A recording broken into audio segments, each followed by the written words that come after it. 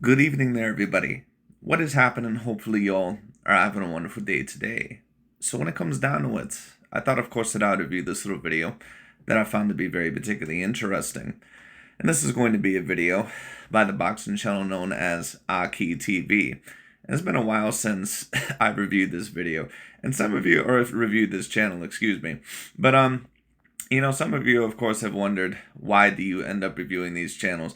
It's pretty much overall, once again, to talk about certain perspectives and also to expose certain double standards, which, of course, I believe that the LDBC and new media is filled with, but, of course, many other boxing channels as well. But the reason why I like to talk about this is because AKHi TV and some of these other channels, of course, they're not just a representative of themselves, but many other people who believe the same things.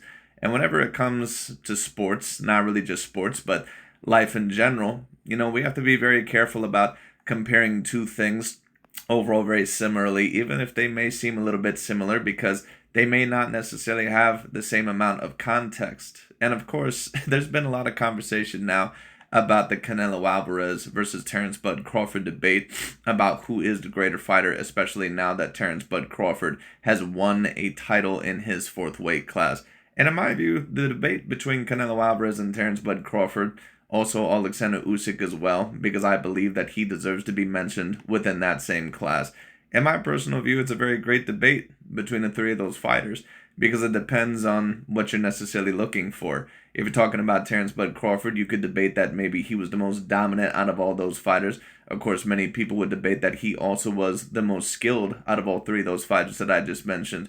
But I would also say that Usyk and Canelo Alvarez, in terms of a skill set, I would say that they're both right there as well, in terms of the all-around skill set. But Crawford, of course, he is an exemplary fighter. But, of course, so is Usyk and that of Canelo Alvarez. But the reason why I wanted to talk about this is because, of course, many people with this Israel Madrimov fight, they're going to state, see, Terence Bud Crawford did something that Canelo Alvarez was not able to do. Terence Bud Crawford was able to go up to his fourth weight class, and he was able to win. When Canelo Alvarez fought that of a Dimitri Bivol, he ended up losing to that of a Dimitri Bivol, and relatively dominantly. And even though that very much is the case, of course, that Canelo Alvarez got dominated somewhat against Dimitri Bivol, the context and the type of weight just really was not that comparable. And the reason why I state that is because, I had a couple of commentators within my video that was trying to compare the Canelo Alvarez versus Dimitri Bivol fight versus that of the Crawford and Israel Madrimov fight. And it's really not that comparable. And the reason why it's not that comparable is because if Terence Bud Crawford was going to be compared, or if the context was going to be the same, it would not be against a 154-pounder, especially one that is 5'8" with a 68-inch arm reach, like that of an Israel Madrimov. The only way that you'd really be able to compare that is if Terence Bud Crawford, if he went up to 160 and fought someone like that of a Janabek, a fighter to where he would clearly be outsized by that of probably 1.5 to 2 weight classes. Because Terence Bud Crawford, yes, he started off at 135, but as his body really started growing, he really started to fit a little bit more at the 147-pound weight class. Even when he was at the 140-pound weight class, he rehydrated 20 pounds over the weight limit. And it's not like Terence Bud Crawford is like a Canelo Alvarez, who maybe would be shorter for his weight classes, maybe like a Gervonta Tank Davis or something like that, or not quite have the reach, like Canelo as well, when he's 5'7" and with the 71-inch arm reach. Terence Bud Crawford is 5'8" with a 74-inch arm reach. So at the end of the day, when you take a look at him, he's bigger than what a Floyd Mayweather Jr. was for the welterweight class. Because Mayweather not only did not have quite the reach that a Terence Bud Crawford has, but on top of that, he definitely was not the same in terms of weight. Terence Bud Crawford is the same weight that Miguel Cotto was pretty much at the peak of his powers at the welterweight class at around 160, a little bit over maybe. So once again, when you talk about this fight, AKHi TV, he's going to try to make it sound like it's within a similar context. It's really not. What this fight would be in a similar context to, if you want to compare it, is when Canelo Alvarez perhaps, maybe fought someone at the 168-pound weight class and was outsized by only one weight class and fought a decent A-grade level fighter, maybe like that of a Caleb Plant or maybe like that of a Billy Joe Saunders. So once again, this is not comparable to a fight like that of a Dimitri Bivol versus Canelo Alvarez, because Canelo Alvarez was never supposed to be at the light heavyweight division in the first place. Once again, Canelo Alvarez is 5'7" with a 71-inch arm reach. Dimitri Bivol is a 6-foot fighter. This fighter right here in Israel Madrimov, he was a 154 pounder. He was a guy that was 5'8" with a 68-inch arm reach. So like I stated, people are trying to make it seem like Israel Madrimov was that much bigger than that of a Terence Bud Crawford. No, he wasn't. He was a guy that, of course, was girthier than Terence Bud Crawford. And, of course, it was still going to be a challenge because of the move up in weight. And I think that that needs to be addressed. But when you talk about comparing this fight, for example, to like that of a Mikey Garcia versus Errol Spence fight, or a Kell Brook versus Gennady Golovkin fight, or a Canelo Alvarez versus Dimitri Bivol fight, it's really not that comparable. And that's why I'm stating, just because someone is moving up their fourth weight class and someone else is moving up their fourth weight class, that does not mean that that move up in weight can be compared absolutely the same. We have to be, a little bit smarter than that in terms of comparing it, because sometimes when someone is moving up their fourth weight class, they're really never supposed to be in that weight class in the first place. Like Canelo Alvarez, for his stature, he's never supposed to be fighting at the light heavyweight division in the first place. When you talk about Alexander Usyk, he's only a two-weight division champion, but he really is not supposed to be able to win the fights that he's able to win at the heavyweight class. So that's why, once again, right now,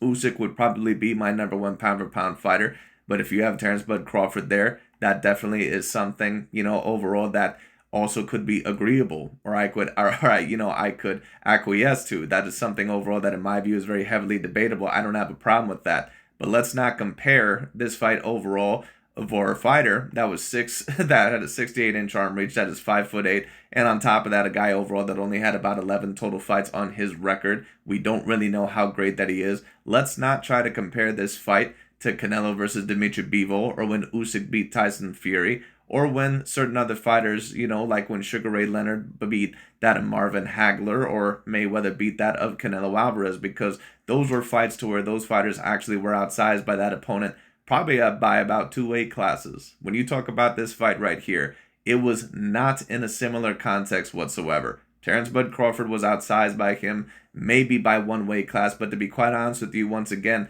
it pretty much was even out, because Crawford was the lengthier fighter by a decent amount. He had a 6-inch arm reach. So this was not comparable to the Canelo Alvarez versus Dimitri Bivol fight. That has to be stated. And also, it is not comparable to the Usyk versus Tyson Fury fight. They are completely different fights, completely different contexts with completely different sizes. And that is going to have to be stated. But what AKHi TV and a lot of these other guys, what they're going to try to make it seem like, and I already stated this from the get-go because, like I said, I can read through their bullshit. What Dante and a lot of these other guys are going to try to compare it to is that they're going to state that Madrimov is just as good as Bivol, and that overall that Madrimov, that him versus Crawford, that it was in a similar light. And it's not in any way whatsoever. But anyways, that pretty much, sums up the intro. Let's see what Mr. AKHi TV has to say. Let's get straight into it. Well, there's no secret. Canelo wasn't that interested in the Crawford fight. However, after Crawford's performance last night against Madrimov, most likely Canelo had a change of heart. Even though Crawford did what Canelo couldn't do, which is when Canelo moved up to his 4th weight class to fight Bivol, he ended up losing every round, every minute, nearly every... This also needs to be addressed really quickly, because AKHi TV and Dante's Boxing Nation, what they'll try to make it seem like is that Canelo Alvarez didn't even win a single round in that fight, which is not true. Canelo Alvarez ended up winning about 3 to 4 rounds within that fight. And of course, some may say, well, why would you even bring that up? Because Canelo Alvarez, overall, he still then would have clearly lost the fight. And yes, he still did clearly lose the fight in my personal view. But once again, for a guy that is 5'7" with a 71-inch arm reach, people, this is why I state, people don't understand how great of a fighter that Canelo Alvarez actually is. To be 5'7" with a 71-inch arm reach and win titles from 154 to 160 to 168 to 175, and actually beat certain fighters that are bigger than him and A-grade level fighters like a Gennady Golovkin to a slight degree, a Danny Jacobs, a Caleb Plant, a Callum Smith, a Sergey the Crusher Kovalev, a Jaime Munguia. People don't realize how skilled and how extraordinary of a fighter that you have to be. The last fight that Canelo Alvarez was in against Jaime Munguia, when you took a look at that fight, Canelo Alvarez looked like he was outsized by about a weight class and a half. Terence Bud Crawford has never been in a fight like that, especially against an A-grade level fighter. So once again, a certain amount of people, they can try to compare this overall in a similar light, but it's really not that comparable because the size pretty much was evened out. And on top of that, Madrimov, we really don't know how good he actually is. But it's very interesting, once again, how they're willing to put such praise on Madrimov and basically state that he's as good as Bivol and as good as these other guys. But then when Lomachenko, with such a small amount of fights, when he was being ranked up there in the pound for pound, all of a sudden they didn't like it anymore. And all of a sudden he had too little fights and didn't prove himself enough. Once again, depending on what the narratives are and what the context of the situation is, they will break their original code. They're always changing the goalpost because, once again, they're very racially motivated, and that's what they have to do in order for their narratives to work. Every second of that fight. And like I said, they were giving Madrimov a lot of praise within this fight, but the reason why that is because he was a means to an end. They're always going to give praise to certain fighters like a David Benavidez, a Madrimov, a Josh Taylor, when they believe that either A, they can tear down another fighter that they need tore down, like a Canelo Alvarez or something else like that, or a Lomachenko, or when they believe that if one of their favorite black fighters is going to defeat them, like that of a Crawford, in this situation, that it will make that win look that much bigger than what it actually is. So that's the tactics that they're trying to use. Well, do you guys know who was Bivol's sparring partner, his teammate, that got him prepared for the Canelo fight? It was no other than Madrimov, who has nearly 300 fights in the amateurs. He's an Olympian. Right, but this is also the thing that I'm going to state. Just because someone overall has that many amateur fights does not always mean that they're going to be that of a great professional boxer. It is what it is. And once again, this is what the LDBC and the media, this is what they love to do.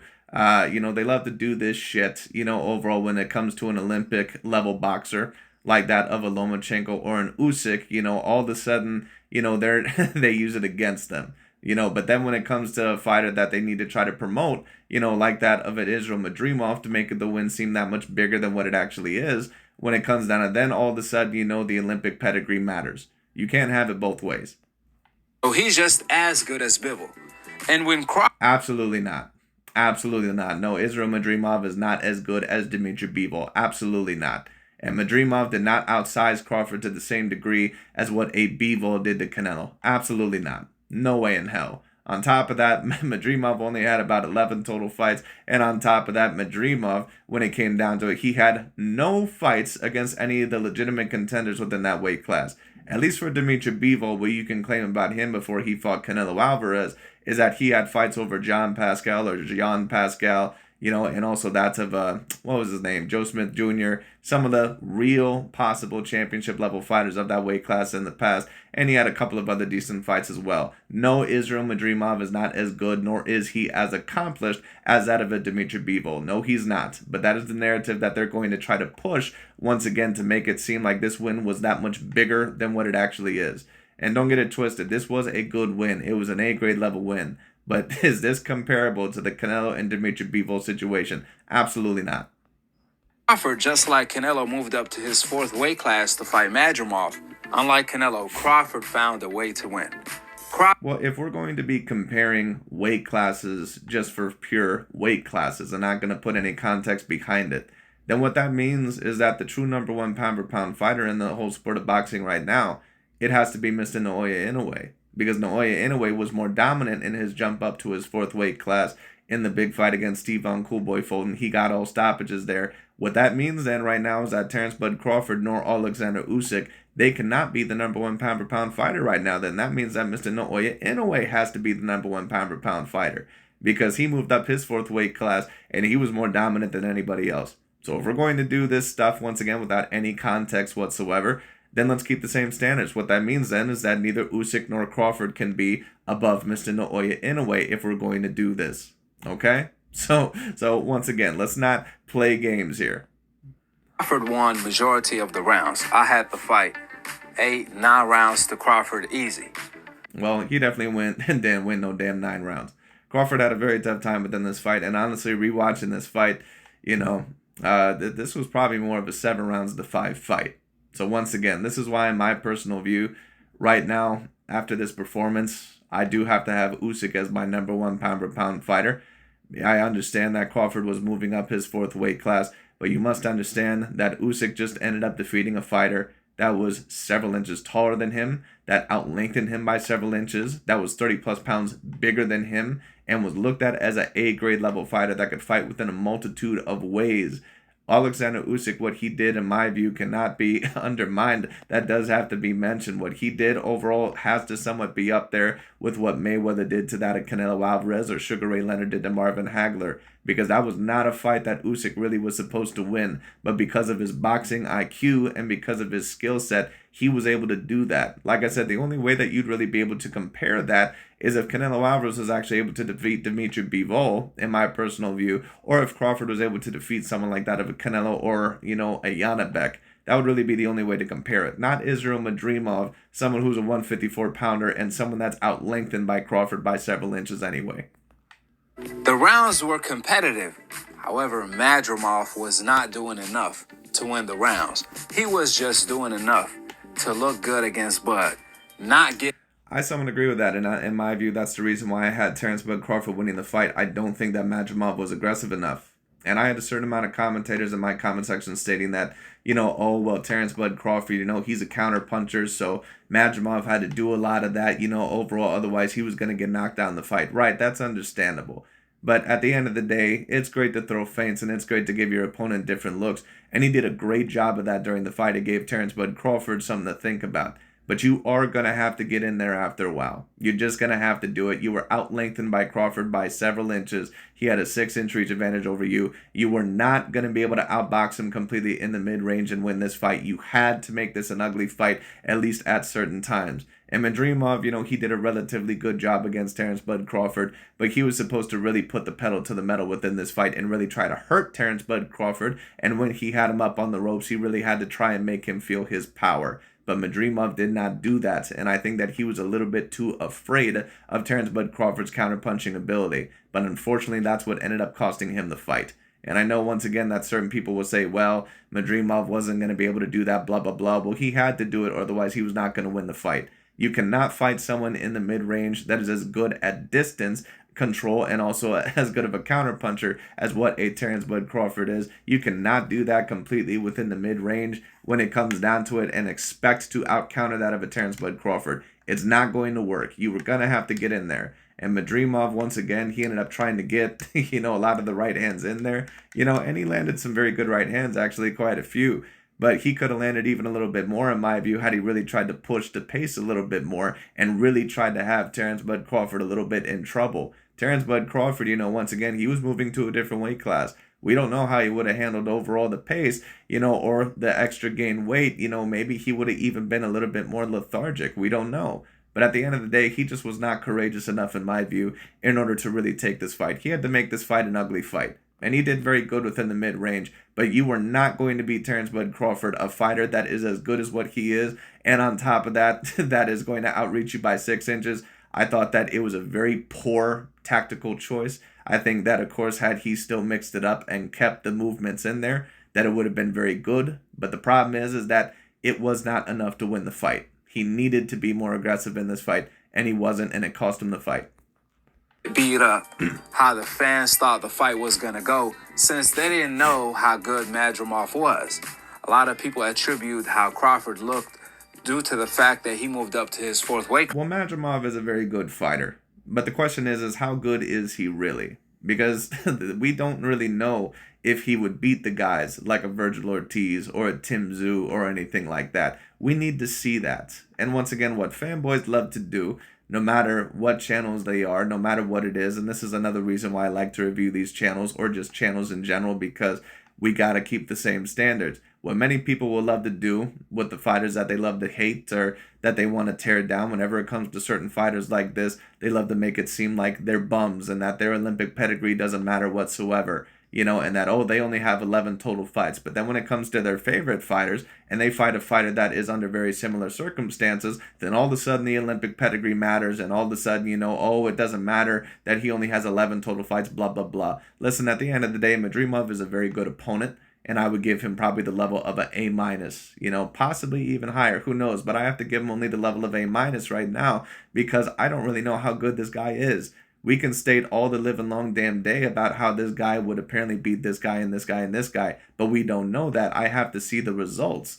And we're not going, or at least I'm not going to go off of this stuff about how you want, this guy to be proven without any results, overall, just because you want the win to be bigger for your favorite black fighter in Terence Crawford. But then when it comes to other fighters that are being upper ranked, all of a sudden you want them to prove themselves a little bit more because they're not your favorite blackety black fighter. That's not how things work. We have to rank things off of a good criteria, and we have to rank things logically and objectively.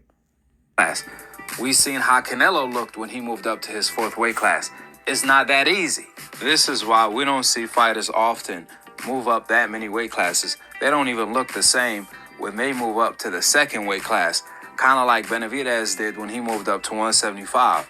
The Benavidez performance over Usyk, in my view, was more reason to criticize because David Benavidez pretty much is a natural light heavyweight. He really doesn't even belong at the 168-pound weight class in the first place.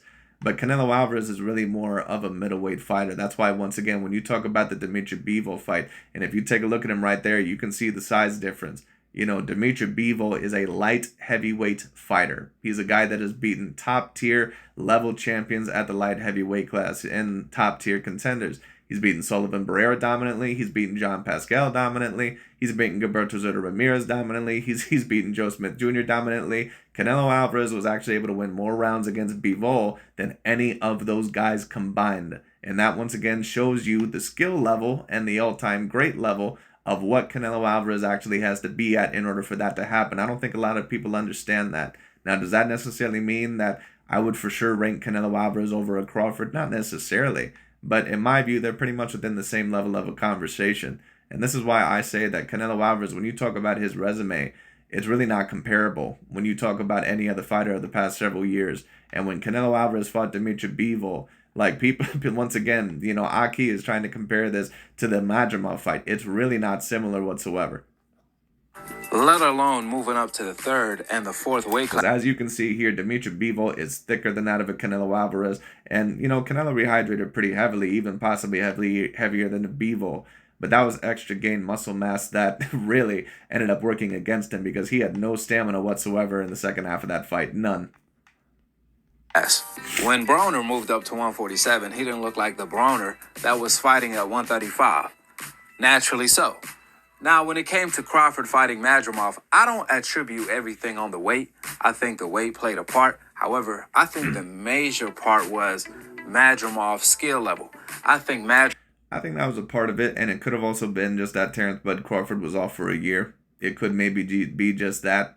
But to be honest with you, I do think that he looked a little bit slower. It looked like he also was not willing to exchange as much.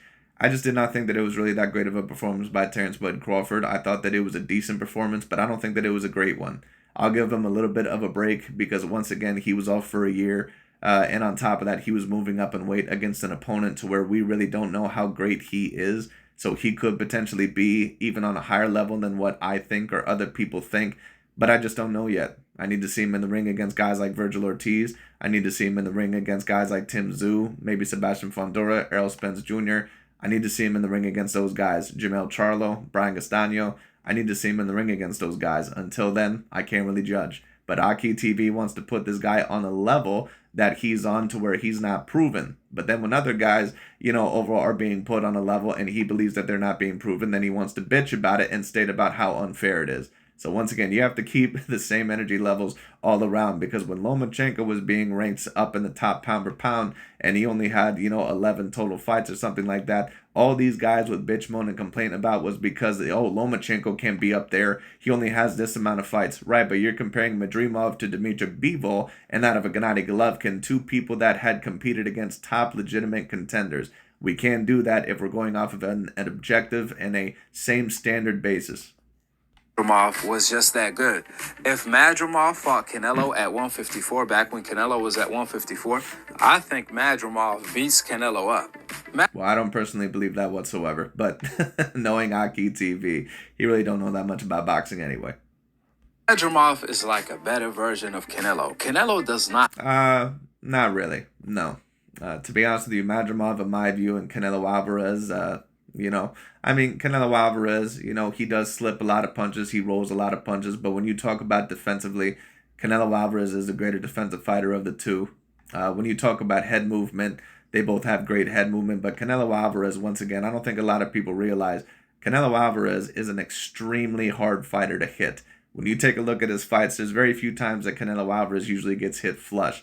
Canelo Alvarez is extremely great at rolling punches. He's extremely great at avoiding punches. He is excellent defensively. When you actually talk about the fighter that's probably the greatest defensively of the past 10 years of this Crawford, Canelo, Usyk in a way era, it's probably Canelo Alvarez. And the fact that he's fought the amount of opponents that he has, and the fact that overall, once again, that he's as great defensively as what he is, people don't realize how skilled you have to be in order to defeat guys like Golovkin and defeat guys like Danny Jacobs and Caleb Plant and Callum Smith and Sergey Kovalev and some of these other guys and a Jaime Munguia and be 5'7" with a 71-inch arm reach. People don't understand how skilled you have to be. Have the footwork, the IQ, the intelligence, the skills that Madrimov has. These are facts. Canelo does not have intelligent footwork the way Well, Canelo Alvarez has had a little bit of an issue with his feet in the past. He has had a little bit of an issue with footwork, and on top of that, at times being a little bit more flat-footed. Although I do believe that it has improved to a degree. But that pretty much is the only main fault that I see with Canelo Alvarez's style. Everything else pretty much is in tip-top shape, and that's why I also like to talk about this, because these channels, what they'll try to sit here and tell you is that Canelo Alvarez is this super limited fighter, and that Madrimov is really better than what Canelo Alvarez is. And no, he's really not better than what Canelo Alvarez ever has been. Canelo Alvarez has elite level head movement. He has elite level defense. He has elite level punching power, better punching power for his weight class than what Madrimov has. He's also willing to get in there a little bit more and really try to risk it to get the biscuit. Madrimov was not. And that's why, in my view, I just don't see a great interest in the Canelo versus Crawford fight, because I think that if Canelo versus Crawford happens, and if Canelo pretty much whoops Crawford's ass, which is pretty much what I would predict to happen, I've been stating this now for years, I don't think that much credit would really possibly go Canelo Alvarez's way. And I think that it would be better for Crawford to possibly unify that of the 154-pound weight class. That, in my view, would be the better option. Has. We all know Canelo feet are stuck in the mud. Whenever Canelo fights, we never see Canelo display the type of footwork that Madrimov displayed against Crawford. That is the one weakness in Canelo Alvarez's style, is that at times he does not have the best of feet, or at least he doesn't have the quickest of feet. But the fact overall, once again, that he actually has slower feet and he's still been able to do what he's been able to do. I don't think a lot of people realize how great of a fighter, or at least as complete of a fighter as you have to be, or skilled as a fighter as you have to be in order to accomplish that. That's why I'm stating, like, people don't realize that Canelo Alvarez is fighting guys sometimes that are 6 foot, 5'11", a few inches taller than him and lengthier than him, and sometimes also with quicker feet, or guys that are bigger than him, and he's actually able to defeat them, like Danny Jacobs or, Caleb Plant or Callum Smith, Sergey Kovalev or certain other guys like that, even Gennady Golovkin. That takes an extraordinary level of fighter. That's what kept Madrimov in the fight against Crawford. Notice, Madrimov didn't land nor throw that many punches against Crawford. We all know Crawford is a counterpuncher by nature. He's waiting on his opponents to make mistakes. So Madrimov kept Crawford guessing and occupied with his feet. He definitely did, and that was a great thing that Madrimov did. But he also was supposed to get in there a little bit more. You can't just fake the whole entire time for the fight. You have to get in there. Just like what Alexander Usyk was able to do against that of a Tyson Fury. He was able to pull it off. Madrimov, he did not have the confidence to beat that of a Terence Crawford, and that's why he ended up losing the fight. By feinting with his feet, along with his hands, and he also had great upper body movement. You combine that with Madrimov's skill set and his IQ, the whole package is what gave Crawford a hard puzzle to solve. I would agree with that. I also do believe that the gain in weight, that it did slow down Terence Crawford a little bit, and it also could be, the year layoff. Rewatching the fight, he was a little bit sharper than what I remember, but I still was expecting a better performance from Terence Crawford. Like I said, in my personal view, I would give that grade probably about a B. I was not super impressed with it. I thought that he could have did a little bit better. But of course, Madrimov, with his constant feints and his constant movement and his good counterpunching ability, I think that it surprised Terence Crawford a little bit. That being stated, Him out lengthening Israel Madrimov by several inches, at least 6 inches in reach, and you supposedly, allegedly being the #1 pound-for-pound fighter, and this guy only having 11 total fights and never having a professional fight against a true 100% confirmed A-grade level fighter. I thought all in all that it should have been a little bit of a better performance. That's why I'm only giving his grade a B to a B+. Wasn't just one particular thing. However, a lot of these attributes Canelo doesn't have, especially the footwork. Well, Canelo Alvarez doesn't always have great feet, but Canelo Alvarez has excellent upper body movement. He has excellent head movement. He is excellent defensively. So AKHi TV, once again, he's trying to put a narrative out there that really is not true. But that's what AKHi TV has to try to do once again, because they want Crawford to be remembered for sure as the best of this era. And if you have Crawford as the best of this era, once again, you have the right to your debate. And in terms of a logical debate, yes, Crawford is debatably the best of this era. But Canelo Alvarez and Alexander Usyk are right there with those guys. He's right there. Both of them are right there with Terence Crawford. What AKHi TV and Dante and some of these other guys will try to make you believe is that Crawford is very much ahead of them, and he's not. It was Madrimov's footwork, in fact, that kept him in the fight. Madrimov was not letting his hands go for a reason. He knew if he let his hands go, he was going to give Crawford the opportunity to knock him out. Well, it ended up losing him the fight. And I know a lot of people are stating that, oh, it was smart, blah, blah, blah, all this other stuff. Well, listen, at the end of the day, understandably, yes, it was smart to a certain degree. And I think that to a degree, it was the right game plan. But he really needed to try and pressure and really be courageous enough to beat that of a Terence Bud Crawford. And he just wasn't. He just wasn't able to do it. He didn't throw that many punches. Instead, he was throwing that many feints. And that's why Crawford had nothing to counter. Crawford controlled the fight with his jab alone. That's what won him the fight. Well, Crawford could have potentially also went on the front foot as well and really tried to put the pressure on this guy. But honestly, I think this guy was giving him a lot of problems with the movement. And I think Crawford was a little bit cautious in terms of possibly going in a little bit too far or a little bit too reckless in terms of possibly getting hit with a good right hand. Let me also state this. When you talk about defense, Crawford is not quite the defensive fighter that a Canelo Alvarez is. And that's why when you took a look at this fight, Crawford got hit with so many right hands. Crawford has never been good at avoiding a right cross. He just never has been. And you can take a look at that in the Aegis Velasquez fight, the Sean Porter fight. You can take a look at that in the Kell Brook fight. You can take a look at that overall in the Yuriorkis Gamboa fight.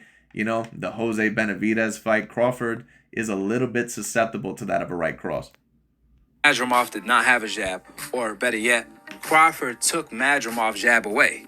Now due to... And I needed to state that because, people take a look at Terence Bud Crawford. And, let me also state this. Because a certain amount of people overall, they talk about quote-unquote white privilege, or they talk about, the complexion for the protection when it comes down to that for certain fighters. And there definitely is that example. For example, certain Caucasian or Latin fighters, they may be covered in a better light by that of the boxing media overall because they want to tear down more of that of the black fighters.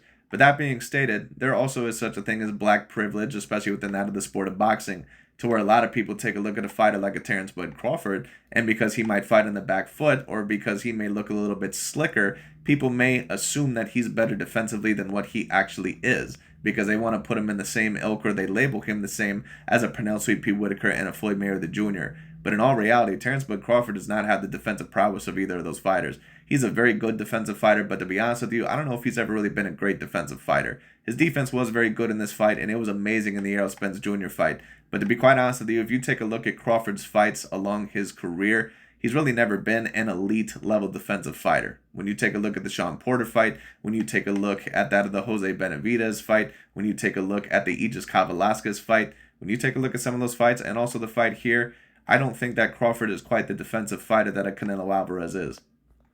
And that's why, once again, when you talk about, the weight classes, they can't be that comparable because Canelo Alvarez is fighting a guy, once again, that really outsizes him by about 2 weight classes. Crawford, it pretty much evened out here, even though, yes, Madrimov had the slight size advantage in terms of the weight and the girth. It pretty much evened out because Crawford is really only out of his element in this weight class by about 1 weight class or about 1 size. Canelo, when he fought Bivol, he was out of his element by about 2 weight classes. Madrimov, excellent head movement after. So like I stated, the only way to compare this is if, for example, if Crawford in his next fight were to fight that of a Janabek. That would really be the only comparable way. You know, I had one of my commentators saying overall that Crawford should fight Jaime Munguia next, and then we'll see. Well, that would be Crawford out of his element by a couple weight classes as well, in my view, because Jaime Munguia, he's really Jaime Munguia in his last fight against Canelo Alvarez. I don't know how the fuck that dude ever made middleweight or 154 at one time. That dude is humongous. That guy overall was about 2 weight classes bigger than Canelo, it looked like. That dude was huge. He threw punches along with his excellent feet. Crawford made the adjustment to counter to the body, since the body doesn't move. However, the head does. Madrimov did a great job staying in the fight, being competitive, but not winning the round, not winning the fight. Now, when Crawford hurt Madrimov in the later rounds to the body and the head, that's when Madrimov resorted to switching southpaw, since Crawford had him figured out by that point. However, Crawford waited too long, and he didn't have enough time to finish Madrimov. Either way, I think Madrimov is the best 154-pounder outside of Bud. I believe Madrimov beats everyone at 154. Right, but we can't go off of stuff, off of what we just completely believe. We have to go off of results and data. That's what we have to go off of.